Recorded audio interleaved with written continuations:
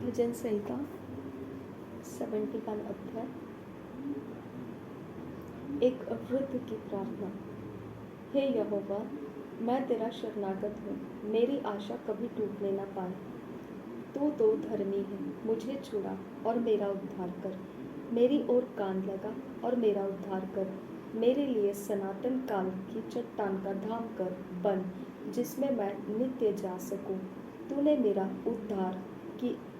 मेरे उद्धार की आज्ञा दी है, क्योंकि तू मेरी चट्टान और मेरा गढ़ ठहरा है। हे मेरे परमेश्वर, दुष्ट के और कुटिल और क्रूर मनुष्य के हाथ से मेरी रक्षा कर, क्योंकि हे प्रभु यहोवा, मैं तेरी ही बाट जोहता आया हूँ। बचपन से मेरा आधार तू है, मैं गर्भ से निकलते ही तेरे द्वारा संभाला गया। मुझे माँ की कोख से तू ही ने निकाला, इसलिए मैं नित्य तेरी स्तुति करता रहूँगा। मैं बहुतों के लिए चमत्कार बना हूँ, परंतु तू मेरा दृढ़ शरण स्थान है। मेरे मुँह से तेरे गुणानुवाद और दिन भर तेरी शोभा का वर्णन बहुत हुआ करे। बुढ़ापे के समय मेरा त्याग न कर, जब मेरा बल घटे तब मुझको छोड़ न दे, क्योंकि मेरे शत्रु मेरे विषय बातें करते हैं, और जो मेरे प्राण की ताक में है वे आपस में यह सम्मति करते हैं कि परमेश्वर ने उसको छोड़ दिया है। उसका पीछा करके उसे पकड़ लो, क्योंकि उसका कोई छुड़ाने वाला नहीं। हे परमेश्वर, मुझसे दूर न रहे। हे मेरे परमेश्वर, मेरी सहायता के लिए फुर्ती कर। जो मेरे प्राण के विरोधी है उनकी आशा टूटे और उनका अंत हो जाए।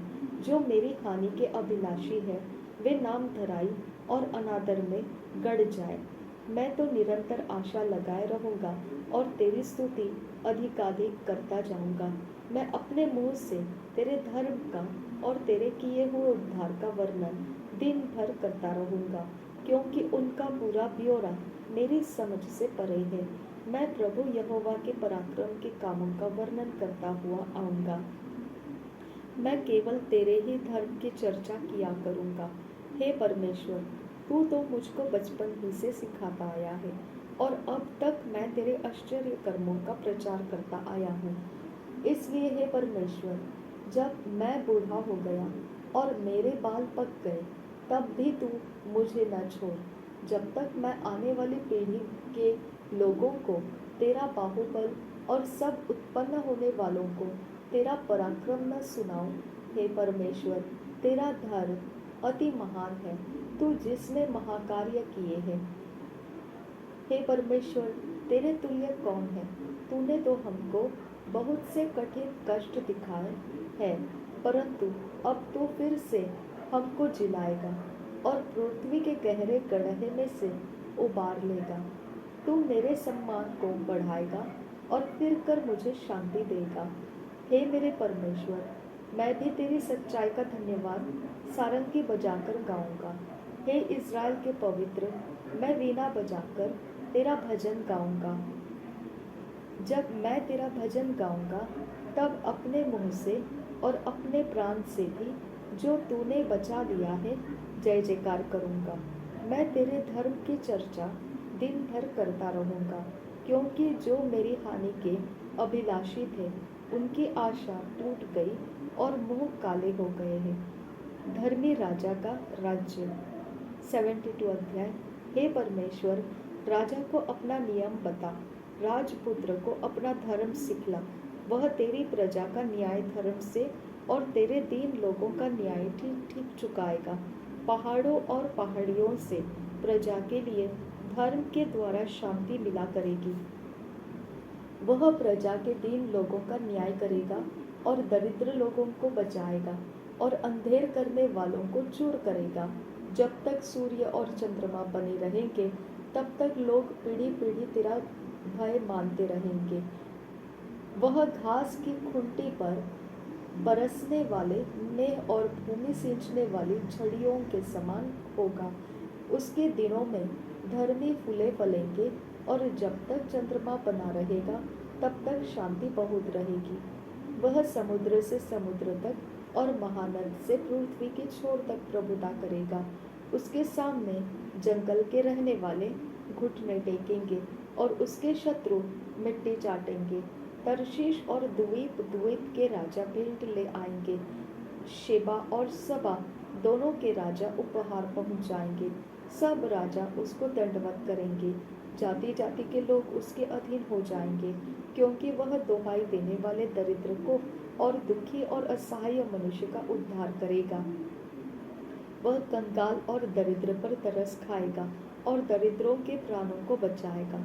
वह उनके प्राणों को अंधेर और उपद्रव से छुड़ा लेगा और उनका लहू उसकी दृष्टि में अनमोल ठहरेगा। वह जीवित रहेगा और शेबा के सोने में से उसको दिया जाएगा। लोग उसके लिए नित्य प्रार्थना करेंगे और दिन भर उसको धन्य कहते रहेंगे।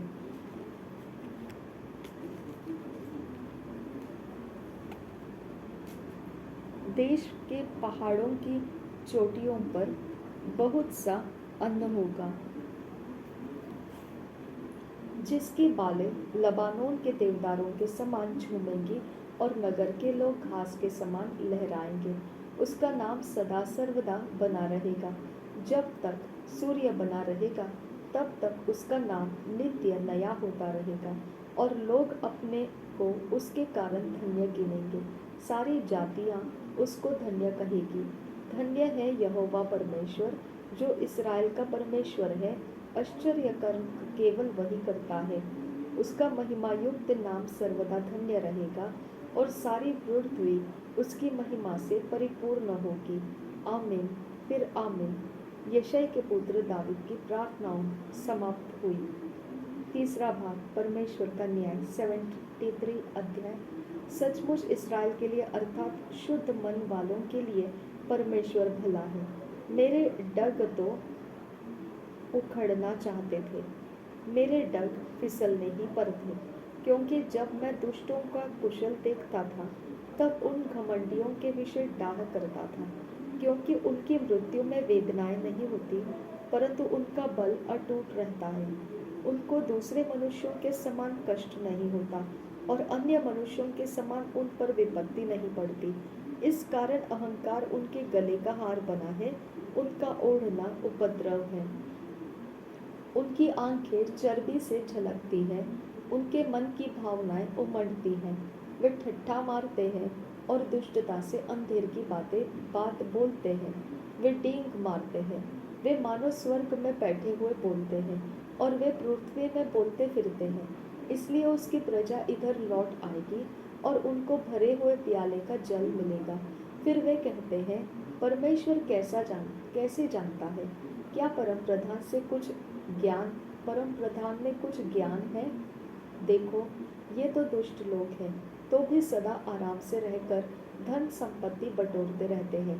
निश्चय मैंने अपने हृदय को व्यर्थ शुद्ध किया और अपने हाथों को निर्दोषता में धोया है, क्योंकि मैं दिन भर मार खाता आया हूँ और प्रति भोर को मेरी ताड़ना होती आई है।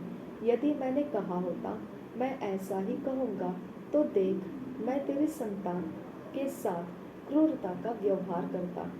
जब मैं सोचने लगा कि इसे मैं कैसे समझूं, तो यह मेरी दृष्टि में अति कठिन समस्या थी, जब तक कि मैंने ईश्वर के पवित्र स्थान में जाकर उन लोगों के परिणाम को न सोचा।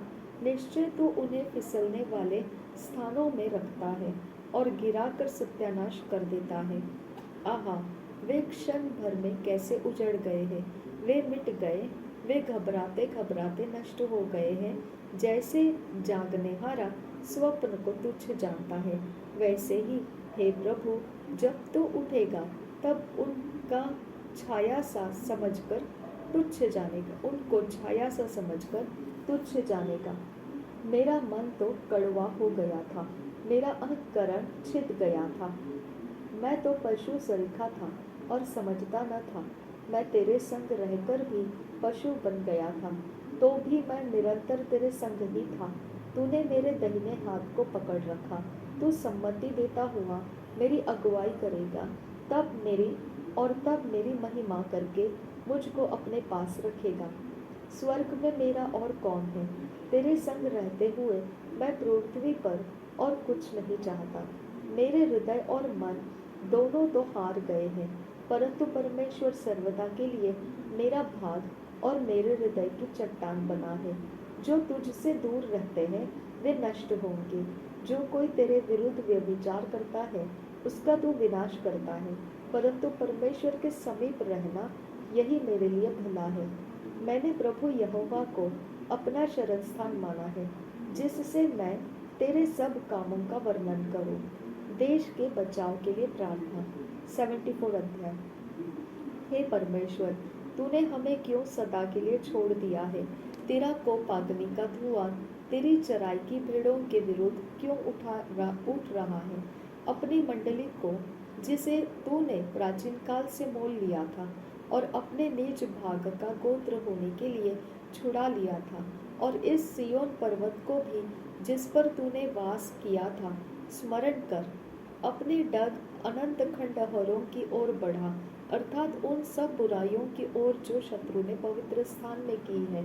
तेरे द्रोही तेरे पवित्र स्थान के बीच गरजते हैं रहे हैं। उन्होंने अपनी ही ध्वजाओं को चिन्ह ठहराया है। वे उन मनुष्यों के समान थे जो घने वन के पेड़ों पर कुल्हाड़े जलाते हैं, और अब वे उस भवन की नक्काशी को कुल्हाड़ियों और हथौड़ों से बिल्कुल तोड़े डालते हैं। उन्होंने तेरे पवित्र स्थान को आग में झोंक दिया है और तेरे नाम के निवास को गिराकर अशुद्ध कर डाला है। उन्होंने मन में कहा है, हम इनको एकदम दबा दें। उन्होंने इस देश में परमेश्वर के सब सभा स्थलों को फूंक दिया है। हमको हमारे निशान नहीं देख पड़ते। अब कोई नबी नहीं रहा। न हमारे बीच कोई जानता है कि अब कब तक यह दशा रहेगी। हे परमेश्वर, द्रोही कब तक नामधराई करता रहेगा? क्या शत्रु तेरे नाम की निंदा सदा करता रहेगा? तू अपना दाहिना हाथ क्यों रोके रहता है? उसे अपने पांजर से निकालकर उनका अंत कर दे। परमेश्वर तो प्राचीन काल से मेरा राजा है। वह पृथ्वी पर उद्धार के काम करता आया है। तूने तो अपनी शक्ति से समुद्र को दो भाग कर दिया। तूने तो जल में मगरमच्छों के सिरों को फोड़ दिया। तूने तो लिव्यातानों के सिर टुकड़े टुकड़े करके जंगली जंतुओं को खिला दिए। तूने तो सोता खोलकर जल की धारा बहाई। तूने तो 12 मासी नदियों को सुखा डाला।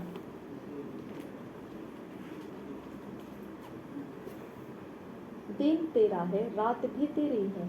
सूर्य और चंद्रमा को तूने स्थिर किया है। तूने तो पृथ्वी की सब सीमाओं को ठहराया। धूप काल और जाड़ा दोनों तूने ठहराए हैं।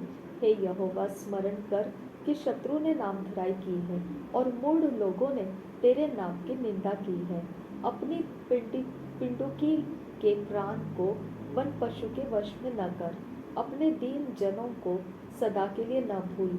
अपनी वाचा की सुधि ले, क्योंकि देश के अंधेर स्थान अत्याचार के घरों से भरपूर है। पिसे हुए जन को अपमानित होकर लौटना न पड़े।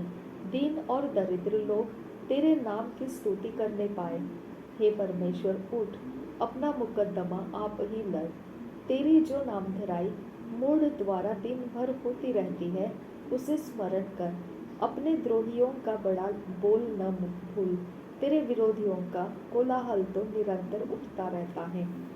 परमेश्वर का न्याय। 75 अध्याय। हे परमेश्वर, हम तेरा धन्यवाद करते, हम तेरे नाम का धन्यवाद करते हैं, क्योंकि तेरा नाम प्रकट हुआ है। तेरे आश्चर्य कर्मों का वर्णन हो रहा है। जब ठीक समय आएगा तब मैं आप ही ठीक ठीक न्याय करूँगा। जब पृथ्वी अपने सब रहने वालों समेत डोल रही है, तब मैं ही उसके खंभों को स्थिर करता हूँ। मैंने घमंडियों से कहा, घमंड मत करो, और दुष्टों से सींग ऊंचा मत करो। अपना सींग बहुत ऊंचा मत करो, न सिर उठाकर ढिठाई की बात बोलो, क्योंकि बढ़ती न तो पूर्व से, न पश्चिम से, और न जंगल की ओर से आती है, परंतु परमेश्वर ही न्यायी है। वह एक को घटाता और दूसरे को बढ़ाता है। यहोवा के हाथ में एक कटोरा है, जिसमें एक दाख मधु झाग वाला है। उसमें मसाला मिला है, और वह उसमें से उंडेलता है।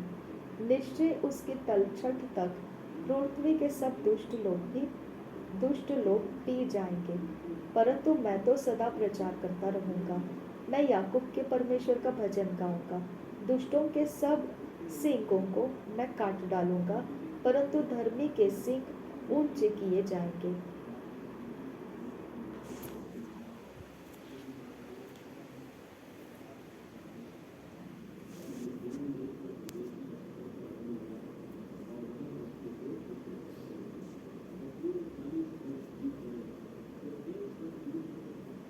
सेवेंटी सिक्स अध्याय। जयवंत परमेश्वर।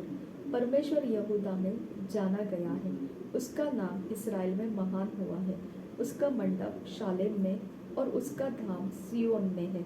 वहाँ उसने चमचमाते तीरों को और ढाल और तलवार को तोड़कर लड़ाई ही को तोड़ डाला है। हे परमेश्वर, तू तो ज्योतिर्मय है। तू अहेर से भरे हुए पहाड़ों से अधिक उत्तम और महान है। दृढ़ मन वाले लुट गए और भारी नींद में पड़े हैं, और शूरवीरों में से किसी का हाथ न चला। हे याकूब के परमेश्वर, तेरी घुड़की से रथों समेत घोड़े भारी नींद में पड़े हैं। केवल तू ही भय योग्य है, और जब तू क्रोध करने लगे तब तेरे सामने कौन खड़ा रह सकेगा। तूने स्वर्ग से निर्णय सुनाया है, पृथ्वी उस समय सुनकर डर गई और चुप रही। जब परमेश्वर न्याय करने को और पृथ्वी के सब नम्र लोगों का उद्धार करने को उठा, निश्चय मनुष्य की जलजलाहट तेरी स्तुति का कारण हो जाएगी, और जो जलजलाहट रह जाए उसको तू रोकेगा।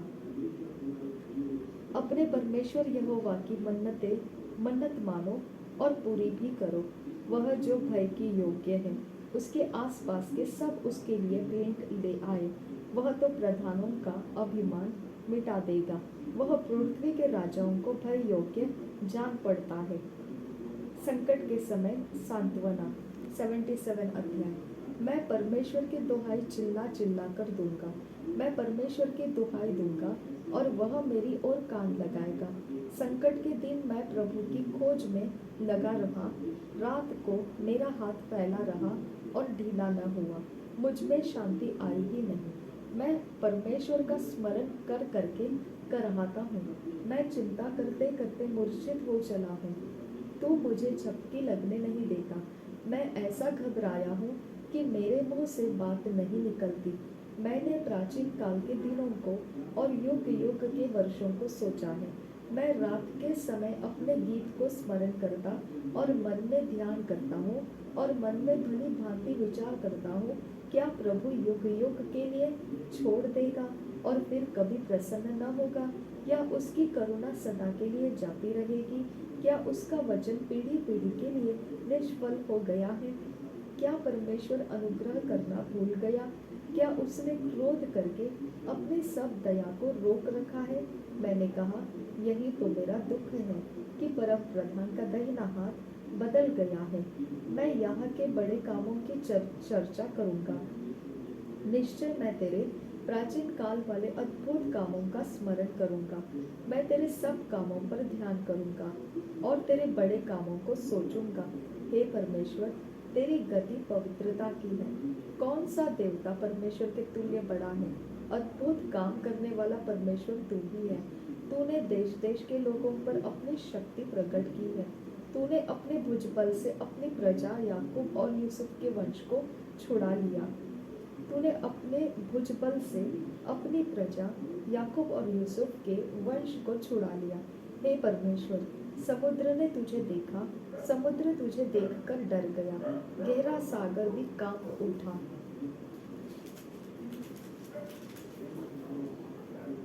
मेघों से बड़ी वर्षा हुई, आकाश से शब्द हुआ, फिर तेरे तीर इधर उधर चले। बवंडर में तेरे गरजने का शब्द सुन पड़ा था। जगत बिजली से प्रकाशित हुआ, पृथ्वी कांपी और हिल गई। तेरा मार्ग समुद्र में है और तेरा रास्ता गहरे जल में हुआ, और तेरे पांवों के चिन्ह मालूम नहीं होते। तूने मूसा और हारून के द्वारा अपनी प्रजा की अगुवाई भेड़ों की सी की। परमेश्वर और उसके लोग। 78 अध्याय।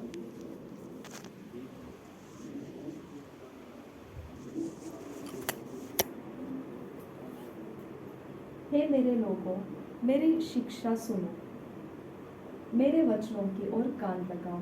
मैं अपना मुंह नीति वचन कहने के लिए खोलूंगा।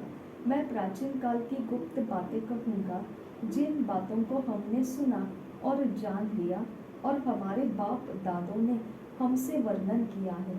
उन्हें हम उनकी संतान से गुप्त न रखेंगे, परंतु होनहार पीढ़ी के लोगों से यहोवा का गुणानुवाद और उसके सामर्थ्य और आश्चर्य कर्मों का वर्णन करेंगे। उसने तो याकूब में एक चितौनी ठहराई और इस्राएल में एक व्यवस्था चलाई, जिसके विषय उसने हमारे पितरों को आज्ञा दी कि तुम इन्हें अपने अपने बाल बच्चों को बताना, कि आने वाली पीढ़ी के लोग अर्थात जो बच्चे उत्पन्न होने वाले हैं वे इन्हें जानें और अपने अपने बाल बच्चों से इनका बखान करने में उद्यत हो, जिससे वे परमेश्वर का भरोसा रखें और परमेश्वर के बड़े कामों को भूल न जाए, परंतु उसकी आज्ञाओं का पालन करते रहे और अपने पितरों के समान न हो, क्योंकि उस पीढ़ी के लोग तो हठीले और झगड़ालू थे और उन्होंने अपना मन स्थिर न किया था और न उनकी आत्मा परमेश्वर की ओर सच्ची रही। अप्रैनियों ने तो शस्त्रधारी और धनुर्धारी होने पर भी युद्ध के समय पीठ दिखा दी।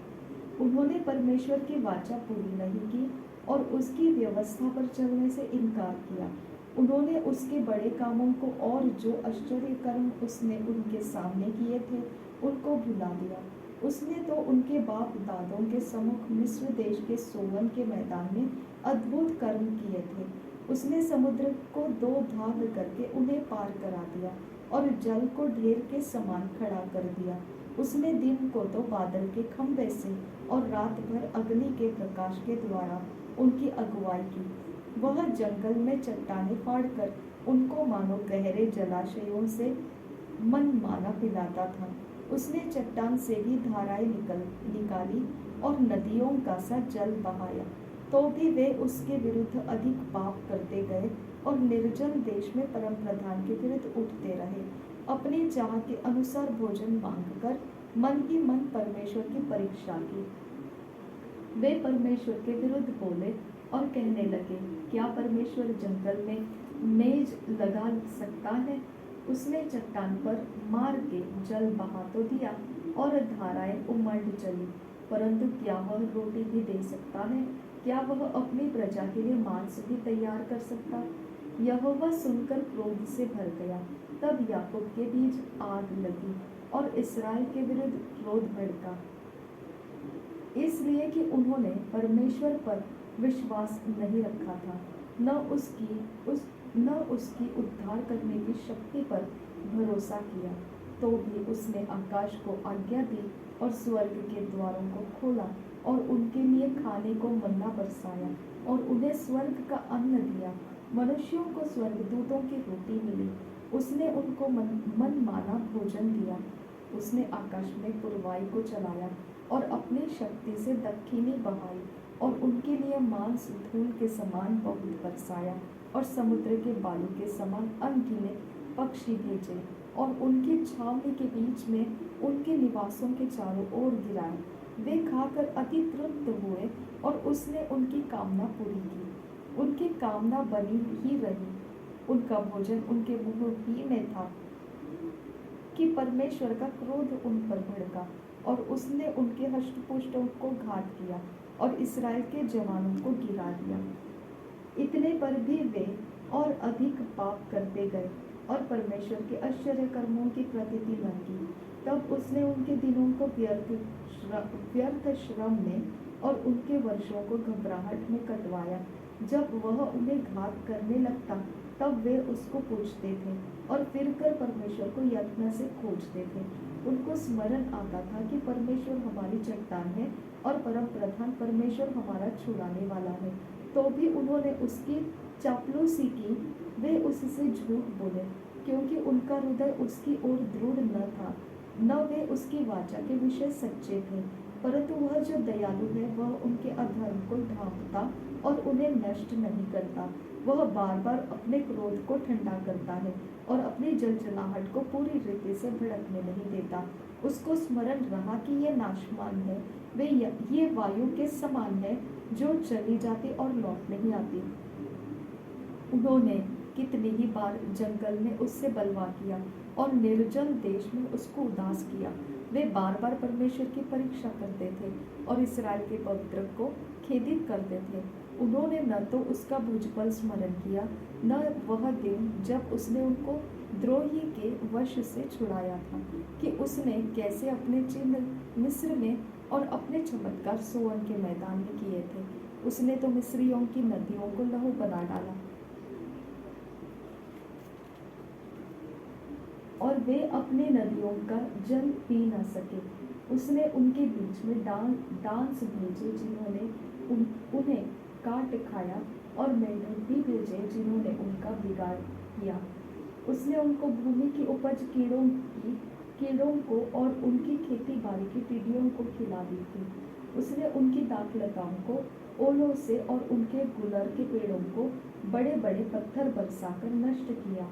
उसने उनके पशुओं को ओलों से और उनके घोड़ों को बिजलियों से मिटा दिया।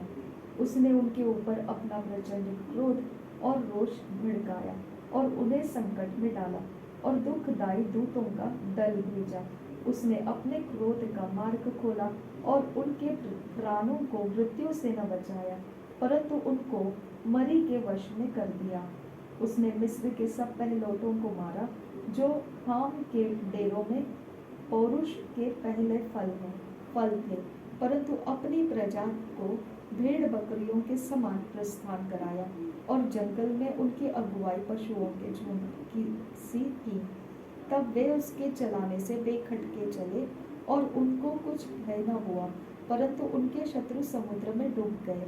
उसने उनको अपने पवित्र देश की सीमा तक इसी पहाड़ी देश में पहुंचाया जो उसने अपने दाहिने हाथ से प्राप्त किया था। उसने उनके सामने से अन्य जातियों को भगा दिया और उनकी भूमि को डोरी से माप कर बांट दिया और इसराइल के गोत्रों को उनके डेरों में बसाया। तो भी उन्होंने परम प्रधान परमेश्वर की परीक्षा की और उससे बलवा किया और उसके चेतावनियों को न माना और मुड़कर अपने पुरखाओं के समान विश्वासघात किया। उन्होंने निकम्मे धनुष के समान धोखा दिया, क्योंकि उन्होंने ऊंचे स्थान बनाकर उसको रिस दिलाए और खुदी हुई मूर्तियों के द्वारा उसमें से जलन उपजाई। परमेश्वर सुनकर रोष से भर गया और उसने इसराइल को बिल्कुल तज दिया। उसने शीलो के निवास अर्थात उस तंबू को जो उसने मनुष्यों के बीच खड़ा किया था त्याग दिया और अपनी सामर्थ्य को बंधुआई में जाने दिया और अपनी शोभा को द्रोही के वश में कर दिया। उसने अपनी प्रजा को तलवार से मरवा दिया और अपने निज भाग के विरुद्ध रोष से भर गया। उनके जवान आग से भस्म हुए और उनकी कुमारियों के विवाह के गीत न गाए गए। उनके याजक तलवार से मारे गए और उनकी विधवाएं रोने न पाई। तब प्रभु मानो नींद से चौंक उठा और ऐसे वीर के समान उठा जो दाख मधु पीकर ललकारता हो। उसने अपने द्रोहियों को मारकर पीछे हटा दिया और उनकी सदा की नामधराई कराई। फिर उसने यूसुफ के तंबू को तज दिया और एफ्राइम के गोत्र को न चुना, परंतु यहूदा ही के गोत्र को और अपने प्रिय सिय्योन पर्वत को चुन लिया। उसने अपने पवित्र स्थान को बहुत ऊंचा बना दिया और पृथ्वी के समान स्थिर बनाया, जिसकी नींव उसने सदा के लिए डाली है। फिर उसने अपने दास दाऊद को चुनकर भेड़शालाओं में से ले लिया। वह उसकी बच्चे वाली भेड़ों के पीछे पीछे फिरने से ले आया, कि वह उसकी प्रजा याकूब की अर्थात उसके निज भाग इसराइल की चरवाही करे। तब उसने खरे मन से उनकी चरवाही की और अपने हाथ की कुशलता से उनकी अगुवाई की। 79 अध्याय देश के छुटकारे के लिए प्रार्थना। हे परमेश्वर, अन्य जातियों तेरे निज भाग में घुस आई। उन्होंने तेरे पवित्र मंदिर को अशुद्ध किया और यरूशलेम को खंडहर बना दिया है। उन्होंने तेरे दासों के शवों को आकाश के पक्षियों का आहार कर दिया और तेरे भक्तों का मांस वर्ण पशुओं को खिला दिया है। उन्होंने उनका लहू यरूशलेम के चारों ओर जल के समान बहाया और उनको मिट्टी देने वाला कोई न था। पड़ोसियों के बीच हमारी नामधराई हुई। चारों ओर के रहने वाले हम पर हंसते और ठट्ठा करते हैं। हे यहोवा, तू कब तक लगातार क्रोध करता रहेगा? तुझ में आग की सी जलन कब तक भड़कती रहेगी? जो जातियां तुझको नहीं जानती और जिन राज्यों के लोग तुझसे प्रार्थना नहीं करते, उन्हीं पर अपनी सब जलजलाहट भड़का, क्योंकि उन्होंने याकूब को निगल लिया और उसके वास स्थान को उजाड़ दिया है। हमारी हानि के लिए हमारे पुरखाओं के अधर्म के कामों को स्मरण न कर। तेरी दया हम पर शीघ्र हो, क्योंकि हम बड़ी दुर्दशा में पड़े हैं। हे हमारे उद्धारकर्ता परमेश्वर, अपने नाम की महिमा के निमित्त हमारी सहायता कर और अपने नाम के निमित्त हमको छुड़ाकर हमारे पापों को ढांप दे। अन्य जातियां क्यों कहने पाए कि उनका परमेश्वर कहाँ रहा? अन्य जातियों के बीच तेरे दासों के खून का पलटा लेना हमारे देखते उन्हें मालूम हो जाए। बंदियों का कराहना तेरे कान तक पहुँचे। घात होने वालों को अपने भुजबल के द्वारा बचा। हे प्रभु, हमारे पड़ोसियों ने जो तेरी निंदा की है, उसका 7 गुना बदला उनको दे। तब हम जो तेरी प्रजा और तेरी चराई की भेड़ें हैं, तेरा धन्यवाद सदा करते रहेंगे और पीढ़ी से पीढ़ी तक तेरा गुणानुवाद करते रहेंगे।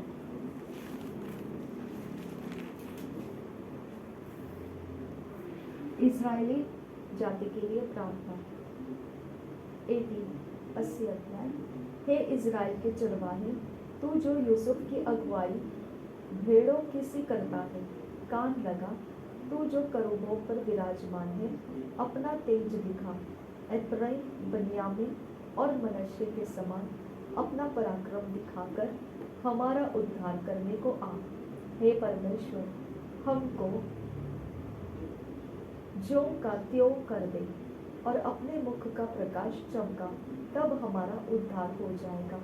हे सेनाओं के परमेश्वर यहोवा, तू कब तक अपनी प्रजा की प्रार्थना पर क्रोधित रहेगा? तूने आंसुओं को उनका आहार बना दिया और मटके भर भर के उन्हें आंसू पिलाए हैं।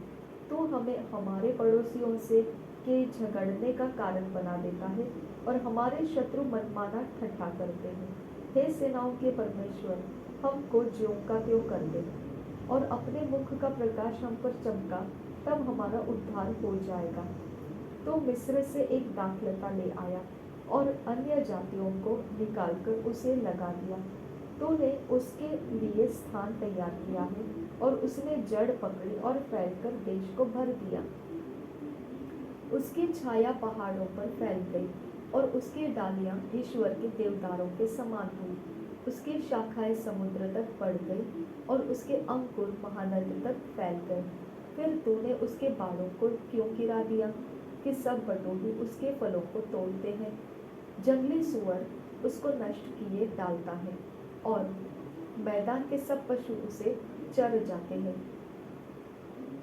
हे सेनाओं के परमेश्वर, फिर आ, स्वर्ग से ध्यान देकर देख और इस दाखलता की सुधि ले।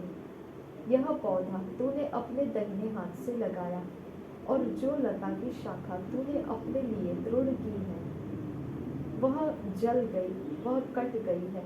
तेरे घुड़की से वे नष्ट हो जाए।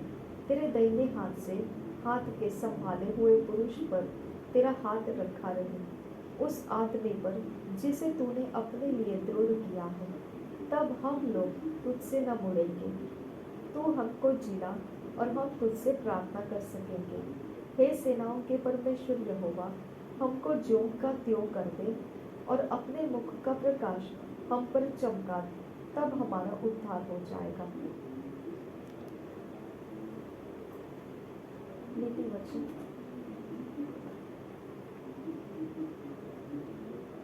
कल 30 तारीख था, तो आज 1 तारीख है, 31 तारीख नहीं है इस मंथ में। इसकी वजह से आज हम 31 अध्याय पढ़ेंगे और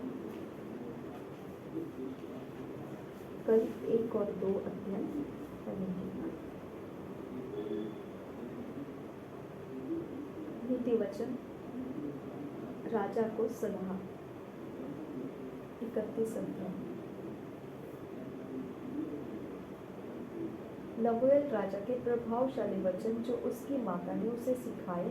हे मेरे पुत्र, हे मेरे निज पुत्र, हे मेरी मन्नतों के पुत्र, अपना बल स्त्रियों को न देना, न अपना जीवन उनके वश में कर देना, जो राजाओं का पौरुष खा जाती है। हे लमुएल, राजाओं का दाखमधु पीना उनको शोभा नहीं देता, और मदिरा चाहना रईसों को नहीं पकता। ऐसा न हो कि वे पीकर व्यवस्था को भूल जाएं और किसी दुखी के हक को मारे। मदिरा उसको पिलाओ जो मरने पर है, और दाखमधु उदास मन वालों को ही देना, जिससे वे पीकर अपनी दरिद्रता को भूल जाएं और अपने कठिन श्रम फिर स्मरण न करें। गूंगे के लिए अपना मुंह खोल और सब अनाथों का न्याय उचित रीति से किया कर। अपना मुंह खोल और धर्म से न्याय कर, और दीन दरिद्रों का न्याय कर। आदर्श पत्नी, भली पत्नी कौन पा सकता है, क्योंकि उसका मूल्य मूंगों से भी बहुत अधिक है। उसके पति के मन में उसके प्रति विश्वास है, और उसे लाभ की घटी नहीं होती। वह अपने जीवन के सारे दिनों में उससे बुरा नहीं वरन भला ही व्यवहार करती है। वह ऊन और सन ढूंढ ढूंढ कर अपने हाथों से प्रसन्नता के साथ काम करती है। वह व्यापार के जहाजों के समान अपनी भोजन वस्तुएं दूर से मंगवाती है। वह रात ही को उठ बैठती है और अपने घराने को भोजन खिलाती है, और अपनी दासियों को अलग अलग काम देती है। वह किसी खेत के विषय में सोच विचार करती है और उसे मोल लेती है, और अपने परिश्रम के फल से दाख की बारी लगाती है। वह अपनी कटी को बल के पेटे से कसती है और अपनी बाहों को दृढ़ बनाती है। वह परख लेती है कि मेरा व्यापार लाभदायक है। रात को उसका दिया नहीं बुझता। वह अटेरन में हाथ लगाती है और चरखा पकड़ती है। वह दिन के लिए मुट्ठी खोलती है और दरिद्र को संभालने के लिए हाथ बढ़ाती है। वह अपने घराने के लिए हिम से नहीं डरती,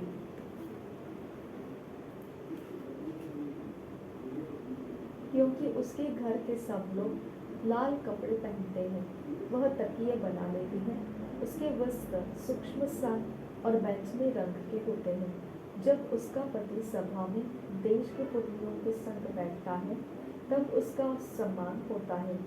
वह सन के वस्त्र बनाकर बेचती है और व्यापारी को कमरबंद देती है।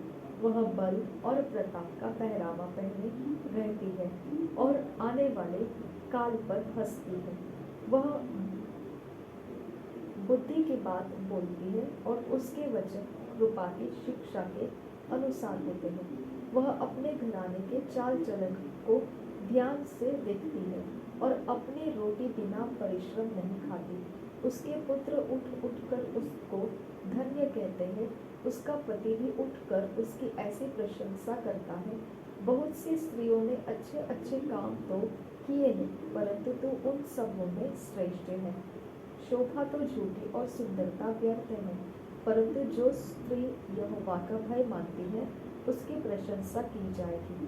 उसके हाथों के परिश्रम का फल उसे दो, और उसके कार्यों से सभा में उसको प्रशंसा होगी, उसकी प्रशंसा होगी।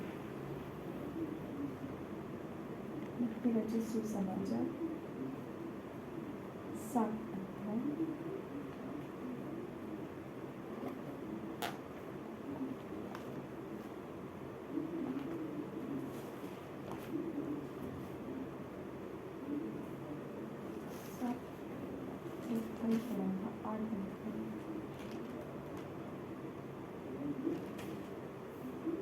रचित सुसमाचार 8 अध्याय।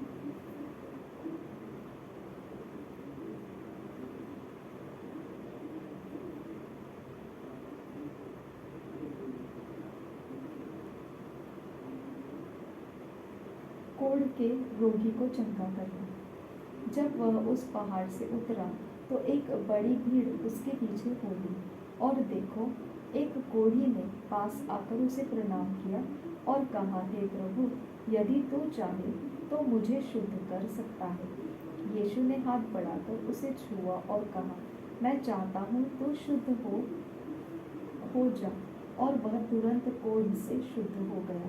यीशु ने उससे कहा, देख, किसी से न कहना, परंतु जाकर अपने आप को याजक को दिखा और जो चढ़ावा मूसा ने ठहराया है उसे चढ़ा, ताकि लोगों के लिए गवाही हो। एक सूबेदार का विश्वास। जब वह कफरनहूम में आया तो एक सूबेदार ने उसके पास आकर उससे विनती की, हे प्रभु, मेरा सेवक घर में लकवा रोग से बहुत दुखी पड़ा है।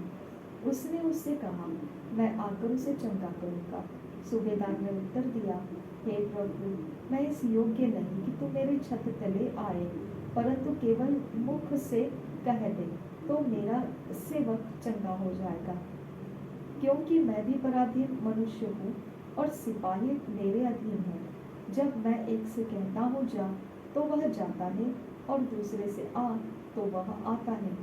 और जब अपने दास से कहता हूँ यह कर, तो वह करता है। यह सुनकर यीशु को अचंभा हुआ, और जो उसके पीछे आ रहे थे उनसे कहा, मैं तुमसे सच कहता हूँ कि मैंने इस्राएल में भी ऐसा विश्वास नहीं पाया। और मैं तुमसे कहता हूँ कि पूर्व और पश्चिम से बहुत से लोग आकर अब्राहम और इसहाक और याकूब के साथ स्वर्ग के राज्य में बैठेंगे, परंतु राज्य के संतान बाहर अंधकार में डाल दिए जाएंगे। वहाँ रोना और दांत का पीसना होगा। तब यीशु ने सूबेदार से कहा, जा, जैसा तेरा विश्वास है वैसा ही तेरे लिए हो। और उसका सेवक उसी घड़ी चंगा हो गया। अनेक रोगियों को चंगा करना। यीशु जब पतरस के घर आया तो उसने उसकी सास को ज्वर में पड़ी देखा। उसने उसका हाथ छुआ और उसका ज्वर उतर गया, और वह उठकर उसकी सेवा करने लगी। जब संध्या हुई तब वे उसके पास बहुत से लोगों को लाए जिनमें दुष्ट आत्माएं थी, और उसने उन आत्माओं को अपने वचन से निकाल दिया और सब बीमारों को चंगा किया, ताकि जो वचन यशायाह भविष्यद्वक्ता के द्वारा कहा गया था वह पूरा हो। उसने आप हमारी दुर्बलताओं के लिए को ले लिया और हमारी बीमारियों को उठा लिया। यीशु का शिष्य बनने का मूल्य। यीशु ने जब अपने चारों ओर एक बड़ी भीड़ देखी तो झील के उस पार जाने की आज्ञा दी। तब एक शास्त्री ने पास आकर उससे कहा, हे गुरु, जहाँ कहीं तू जाएगा मैं तेरे पीछे हो लूँगा। यीशु ने उससे कहा, लोमड़ियों के भट्ट और आकाश के पक्षियों के बसेरे होते हैं, परंतु मनुष्य के पुत्र के लिए सिर धरने की भी जगह नहीं है। एक और चेले ने उससे कहा, हे प्रभु, मुझे पहले जाने दे कि अपने पिता को गाड़ दूं। यीशु ने उससे कहा, तो मेरे पीछे हो ले और मुर्दों को अपने मुर्दे गाड़ने दे, तूफान को शांत करना। जब वह नाव पर चढ़ा तो उसके चेले उसके पीछे हो लिए, और देखो, झील में एक ऐसा बड़ा तूफान उठा कि नाव लहरों से ढकने लगी और वह सो रहा था। तब चेलों ने पास आकर उसे जगाया और कहा, हे प्रभु, हमें बचा, हम नष्ट हुए जाते हैं। उसने उनसे कहा, हे अल्पविश्वासियों, क्यों डरते हो? तब उसने उठकर आंधी और पानी को डांटा और सब शांत हो गए, और वे अचंभा करके कहने लगे, ये कैसा मनुष्य है कि आंधी और पानी भी उसकी आज्ञा मानते हैं। दुष्ट आत्मा ग्रस्त मनुष्यों को चंगा करना। जब वह उस पार गदरेनिया के देश में पहुंचा तो दो मनुष्य जिनमें दुष्ट आत्माएं थी कब्र से निकलते हुए उसे मिली। वे इतने प्रचंड थे कि कोई उस मार्ग से जा नहीं सकता था। उन्होंने चिल्लाकर कहा, हे परमेश्वर के पुत्र, हमारा तुझसे क्या काम? क्या तू समय से पहले हमें दुख देने यहाँ आया है? उनमें से कुछ दूर बहुत से सुअरों का एक झुंड चल रहा था। उनसे कुछ दूर बहुत से सुअरों का एक झुंड चल रहा था। दुष्ट आत्माओं ने उससे यह कहकर विनती की, यदि तू हमें निकालता है तो सुअरों के झुंड में भेज दे। उसने उनसे कहा, जाओ। और वे निकलकर सुअरों के में बैठ गई, और देखो, सारा झुंड कड़ाड़े पर से झपटकर पानी में जा पड़ा और डूब मरा। उनके चरवाहे भागे और नगर में जाकर ये सब बातें और जिनमें दुष्ट आत्माएं थी उनका सारा हाल कह सुनाया। तब सारे नगर के लोग यीशु से भेंट करने को निकल आए और उसे देखकर विनती की कि हमारी सीमा से बाहर चला जा। प्रेरितों के काम 8 अध्याय।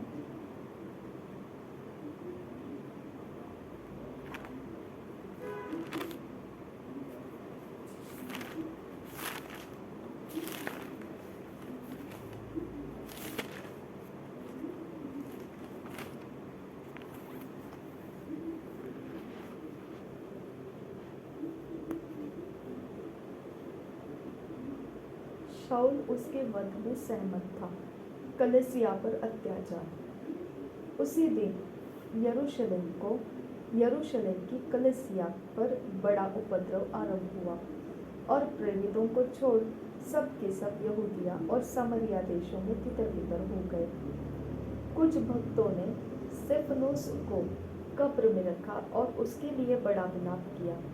शाऊल कलीसिया को उजाड़ रहा था और घर घर घुसकर पुरुषों और स्त्रियों को घसीट कर बंदीगृह में डालता था। सामरियों में फिलिप्पुस का प्रचार। जो तितर-बितर हुए थे वे सुसमाचार सुनाते हुए फिरे, और फिलिप्पुस सामरिया नगर में जाकर लोगों में मसीह का प्रचार करने लगा।